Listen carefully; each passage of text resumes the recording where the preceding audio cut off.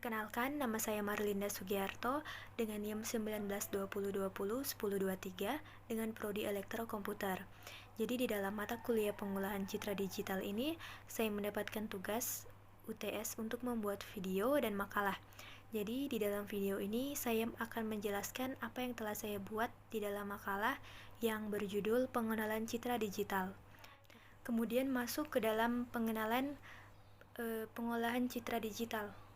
Yaitu secara singkat, pengolahan citra digital yaitu suatu kegiatan untuk mengolah citra digital agar menjadi citra digital yang baru. Secara detail, pengolahan citra digital yaitu suatu kegiatan mengolah atau mengubah citra digital agar menjadi citra digital baru supaya mudah untuk dianalisis, dilihat, dan dipahami sehingga kualitas citra menjadi lebih baik dan lebih informatif. Jadi berikut ini ada beberapa operasi pengolahan citra digital. Yang pertama yaitu perbaikan kualitas citra.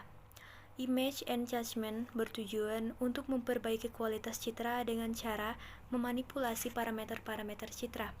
Dengan operasi ini, ciri-ciri khusus yang terdapat di dalam citra lebih ditonjolkan. Contohnya, pengolahan citra dengan image adalah perbaikan kontras gelap atau terang, perbaikan tempelan objek, penajaman, pemberian warna semu, serta penapisan derau atau yang dikenal sebagai noise filtering. Gambar di sebelah kiri adalah gambar yang belum dilakukan penajaman, serta gambar yang di sebelah kanan adalah gambar yang telah dilakukan penajaman. Gambar di kiri bagian atas adalah citra kameramen asli.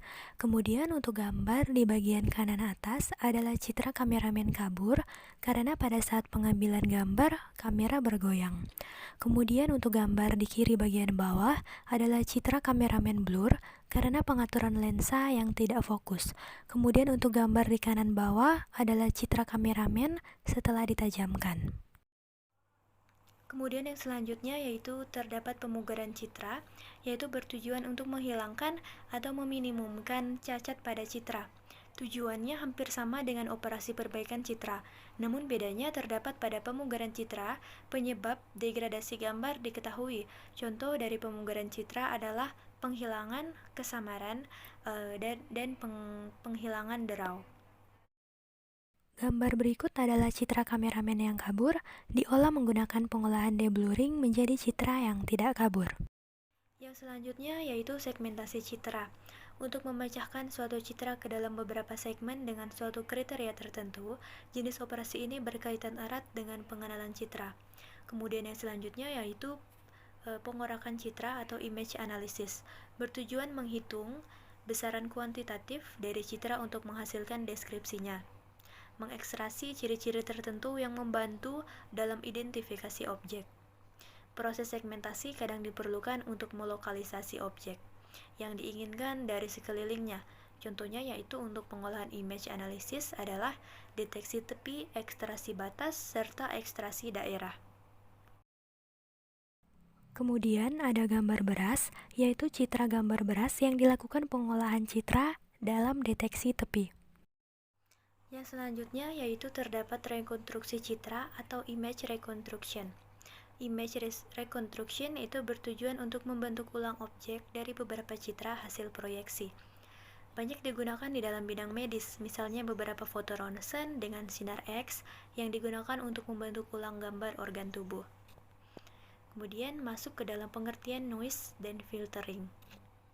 Noise memiliki pengertian yang banyak, tidak hanya dalam pencitraan. Dalam pencitraan, noise berarti variasi kecerahan atau informasi warna pada gambar. Noise bisa diproduksi oleh sensor dan sirkuit pemindai atau kamera digital. Noise juga bisa berasal dari butiran fosfor film dan penyebab noise yang demikian tidak dapat dihindari. Image noise adalah produk sampingan yang tidak diinginkan dari pengambilan gambar yang menyebabkan informasi palsu dan tidak relevan. Arti asli dari noise adalah sinyal yang tidak diinginkan. Fluktuasi sinyal yang tidak diinginkan pada sinyal yang diterima oleh radio AM menyebabkan audible acoustic noise atau statis. Jadi, kemudian berikut ini adalah beberapa jenis dari image noise. Yang pertama yaitu salt and pepper. Seperti namanya, noise jenis ini terlihat seperti garam dan lada hitam, yaitu salt and pepper. Pada citra akan nampak seperti titik-titik. Untuk citra RGB, titik-titik muncul dalam 3 warna, yaitu warna merah, hijau, dan juga warna biru. Sedangkan di dalam citra grayscale, noise akan muncul dalam 2 warna, yaitu warna hitam dan putih. Noise ini akan memberikan efek on dan off pada pixel. Pada MATLAB, kita akan mengatur numerik non-negatif dengan range dari 0 sampai 1. Semakin besar konstanta noise dari citra, maka citranya akan semakin kabur. Begitu juga sebaliknya, semakin kecil konstanta efek pada citra, semakin tidak terlihat. Nilai default untuk konstanta noise adalah 0,05. Kemudian yang kedua yaitu Gaussian. Disebut Gaussian white noise. Untuk menambahkan noise ini pada MATLAB memerlukan input tambahan berupa rata-rata dan variasi. Rata-rata dan variasi merupakan suatu konstanta real. Nilainya bisa positif dan juga bisa negatif. Semakin besar rata-rata dan variasinya, maka citra akan semakin kabur. Sebaliknya, semakin kecil konstanta efek pada citra noise akan semakin tidak terlihat. Nilai default adalah 0, dan untuk min adalah 0,01 untuk variance.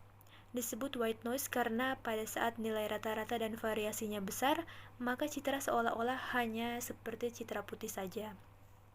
Kemudian yang ketiga yaitu Poisson. Poisson noise bukan merupakan noise buatan. Poisson merupakan noise yang ditambahkan pada citra langsung tanpa kita yang menambahkan parameter apapun, sehingga efeknya pada citra pun tetap. Berbeda dengan tipe noise yang sudah dijelaskan sebelumnya, pada MATLAB jika matriks citra adalah double Poisson, maka nilai pixel inputnya dianggap sebagai min dari distribusi Poisson dengan skala 10 dan 12. Kemudian speckle. Speckle merupakan noise ganda. Noise ini ditambahkan pada citra menggunakan perasamaan J sama dengan I, N kali I, di mana N terdistribusi random seragam dengan min 0 dan variance V, yaitu V adalah konstanta non-negatif yang bersama dapat berubah-ubah. Default nilai untuk V adalah 0,04. Makin besar nilai V, maka citra akan semakin kabur. Kemudian yang terakhir yaitu logvar. Pada MATLAB, kita harus menggunakan 2 parameter untuk menambahkan noise ini pada citra. 2 parameter tersebut berupa vektor yang ukurannya sama, dan grafik kedua parameter tersebut menggambarkan relasi fungsional antara varians noise dan juga intensitas citra. Vektor intensitas citra harus bernilai antara 0 sampai 1. Logarval merupakan Gaussian noise dengan min 0. Maka dengan variance noise adalah fungsi dari intensitas citra yang nilainya berada di dalam matriks citra. Vektor intensitas citra tidak boleh bernilai sama dengan citra, akan nampak sebagai layar putih atau Gaussian white noise. Kemudian berikutnya yaitu rasio signal to noise atau SNR pada MRI. Sinyal yang digunakan untuk rekonstruksi citra MR selalu rusak oleh noise yang disebabkan oleh arus fluktuasi secara acak pada receiver coil dan objek yang dicitrakan. Kualitas citra MR dapat sangat terdegradasi oleh noise, sehingga sulit untuk membedakan antara struktur yang berbeda pada objek.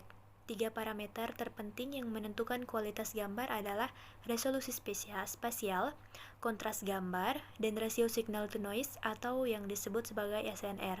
SNR didefinisikan sebagai rasio intensitas citra rata-rata di area penting yang dipilih ROI terhadap akar kuadrat variasi noise. SNR pada MRI bergantung pada sejumlah faktor termasuk kekuatan medan magnet statis, tipe dan karakteristik RF, coil, serta parameter pencitraan, misalnya resolusi citra dan ukuran matriks, dan urutan pulsa yang dipilih. Diskusi berikut berfokus pada hubungan antara parameter SNR dan pencitraan serta kekuatan medan untuk diskusi tentang SNR dalam rangkaian pulsa yang berbeda dan SNR performance dari RF coils.